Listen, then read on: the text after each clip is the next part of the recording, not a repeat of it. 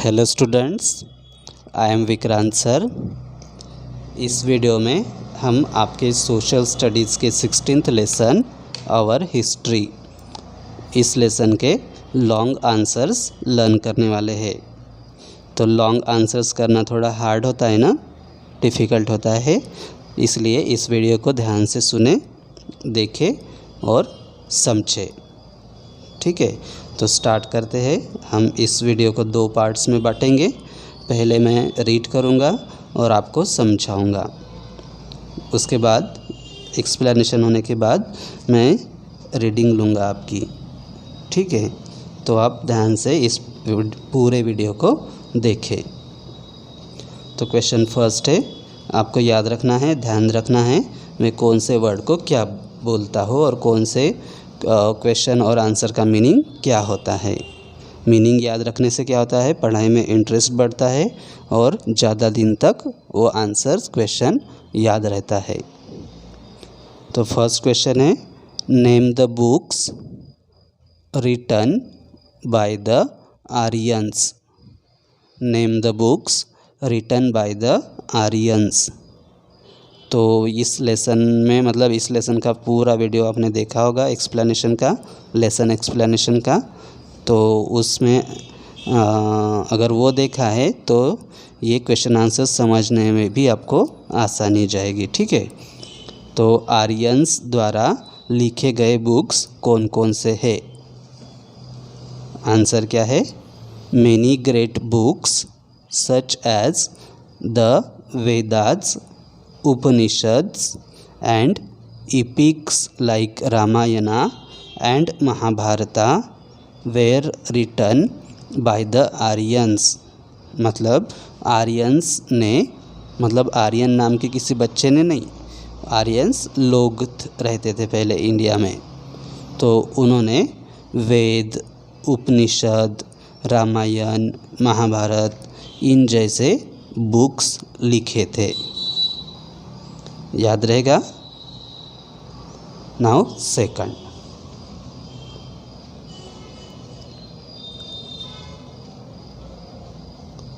Right down the names of the rulers of the Mughal empire. Mughal empire में जो जो rulers हुए थे, मतलब किंग्स हुए थे, उनके नाम हमें बताना है। तो आंसर है, The names of the important rulers of the Mughal Empire are Babar, Humayun, Akbar, Jahangir, Shahjahan, Aurangzeb. ये इतने महान राजा बने थे, मतलब बड़े राजा बने थे मुग़ल एम्पायर में। After Aurangzeb many weak Mughal rulers ascended the throne. Aurangzeb के बाद जितने भी राजा हुए, मतलब वो सभी वीक थे, कमज़ोर थे, वो अपना राज्य ज़्यादा बढ़ा नहीं पाए थे। Bahadur Shah second was the last Mughal emperor. और मुग़ल एम्पायर का लास्ट किंग कौन था? बहादुर शाह सेकंड। इसके बाद मुग़ल एम्पायर नष्ट हो गया था। तो याद रखेंगे कि मुग़ल एम्पायर में कौन कौन से किंग्स हुए थे, वो स्पेलिंग के साथ आपको याद रखना है। और औरंगज़ेब तक ही लिखा आंसर तो भी चलेगा। तो सेकंड समझ में आया आपको? Now second, now third. सरक तिकडे।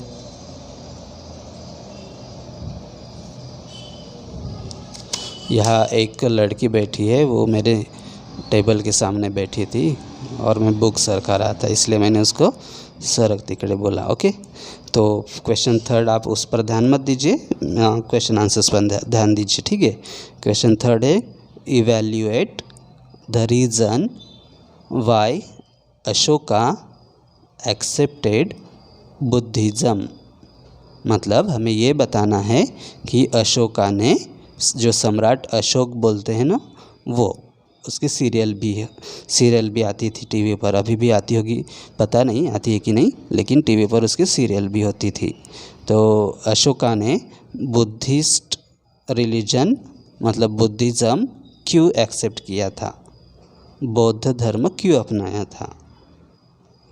आंसर है Ashoka fought the Kalinga war in 261 BC to extend the boundaries of his empire। Ashoka ने कलिंगा का युद्ध 261 BC में लड़ा था। क्यों? उसके किंगडम की बाउंड्रीज बढ़ाने के लिए, अपना राज्य बढ़ाने के लिए। After the war he became upset by the bloodshed and loss of lives। लेकिन युद्ध के बाद जब उसने युद्ध भूमि की तरफ देखा तो उसने देखा कि वहाँ बहुत लोगों का खून बह गया है, बहुत जानें गई है वहाँ पर। So he decided not to fight any war in the future. फिर उसने डिसाइड किया कि वो इसके बाद कभी भी फ्यूचर में कभी भी कोई भी युद्ध नहीं करेगा। He came to know that Buddhism religion is based on the principles of peace and non violence. तब उसको पता चला जानकारी मिली कि बुद्धिज़्म रिलीजन है, बौद्ध धर्म है, वो शांति और अहिंसा के मार्ग पर चलने वाला एक धर्म अस्तित्व में है। तब उसने क्या किया? बौद्ध धर्म अपनाया। Therefore he accepted Buddhism. तो समझ में आया सम्राट अशोका ने बौद्ध धर्म क्यों अपनाया था? ओके, अभी fourth question. Now question 4, describe in brief the various freedom movements started by the Indian freedom fighters. मतलब इंडिया को अंग्रेज़ों से आज़ाद कराने के लिए कौन कौन से आंदोलन चलाए गए? Answer, Indians were unhappy under the British rule. British साम्राज्य में इंडियन लोग बहुत नाखुश थे, नाराज़ थे। Various freedom movements were started to make India free.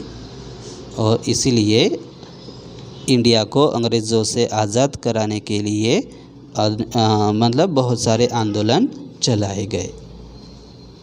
First, the Dandi salt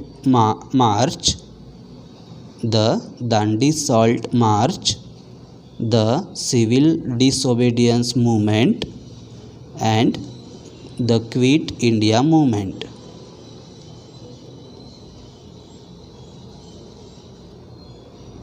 okay, ये इतनी सारी मूवमेंट्स चलाई गई। कौन कौन सी? The Dandi salt march, the civil disobedience movement and the quit India movement. आपको स्पेलिंग के साथ लर्न करना है। तो इसका आंसर आप इतना भी लिखोगे तो भी चलेगा, लेकिन पूरा आंसर हम समझते हैं। ठीक है, तो आगे बढ़ते हैं। Mahatma Gandhi used the peaceful method of satyagraha which was based on the principle of truth and non violence.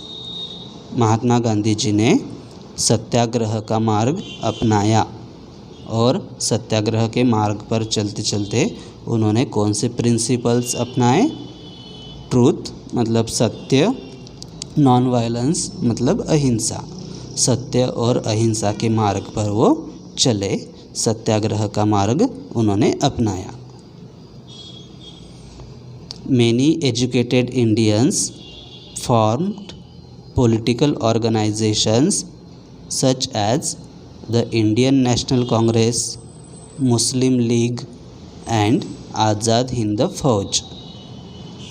अलग अलग ऑर्गेनाइजेशंस की स्थापना की गई, जैसे कि इंडियन नेशनल कांग्रेस, मुस्लिम लीग और आज़ाद हिंद फौज।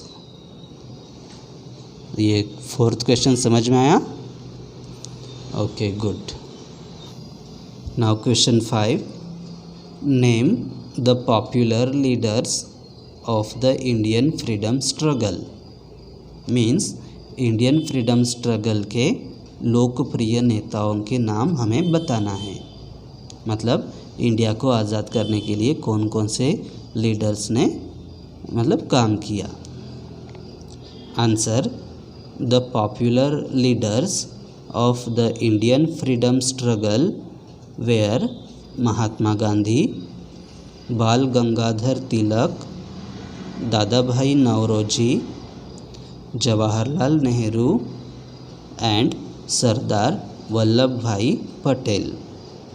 ये लीडर्स थे इंडियन फ्रीडम स्ट्रगल के। इनके नाम आपको स्पेलिंग के साथ लर्न करने हैं। कौन कौन से? महात्मा Gandhi, Bal Gangadhar Tilak, Dadabhai Naoroji, Jawaharlal Nehru, Sardar Vallabhbhai Patel. Okay,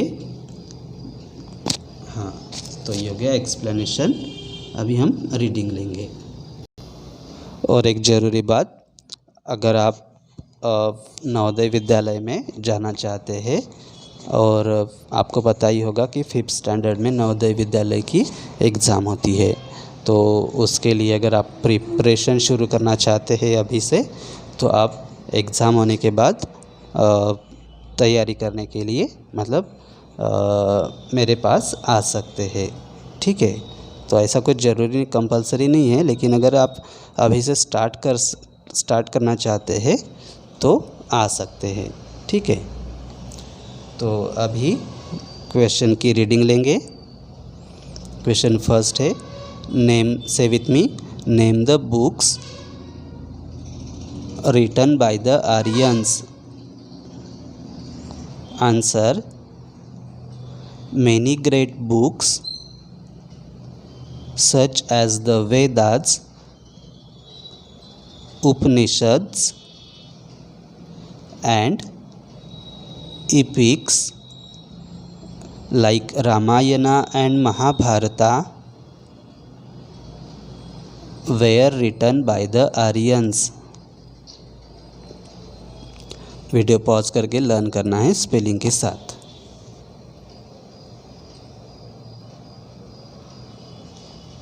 Question 2 say, write down the names of the rulers of the Mughal Empire। Words की तरफ देख रहे हो ना? आपको याद रखना है कौन से वर्ड को क्या रीड करना है। से answer, the names of the important rulers of the Mughal Empire are Babur, Humayun, Akbar, Jahangir, Shah Jahan, मतलब शाहजहान भी बोल सकते हैं। ये स्पेलिंग है शाहजहान की। हाँ, औरंगज़ेब, यहाँ तक आपको लर्न करना है, लेकिन रीडिंग हम यहाँ तक लेंगे। ठीक है, after Aurangzeb many weak Mughal rulers ascended the throne। Bahadur Shah second was the last Mughal emperor। Okay, learn करेंगे आप वीडियो पॉज करके। Now question third, Say, evaluate the reason why Ashoka accepted Buddhism. Say, Ashoka fought the Kalinga War in 261 BC to extend the boundaries of his empire. After the war, he became upset by the bloodshed and loss of lives. So, he decided not to fight any war in the future. He came to know that Buddhism religion is based on the principles of peace and non-violence. Therefore, he accepted Buddhism.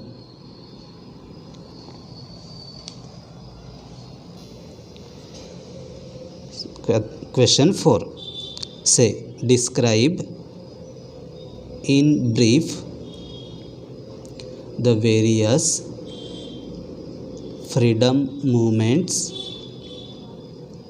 started by the Indian freedom fighters. Answer: Indians were unhappy under the British rule. Various freedom movements were started to make India free. The Dandi Salt March, the Civil Disobedience Movement, and the Quit India Movement. यहाँ तक लिखा तो भी चलेगा। ये आपको दिखा नहीं शायद, है ना? तो आप ये है the Dandi salt march, the civil disobedience movement, the quit India movement. Okay, यहाँ तक लिखना है आपको और आगे का भी हम रीड करेंगे। Mahatma Gandhi used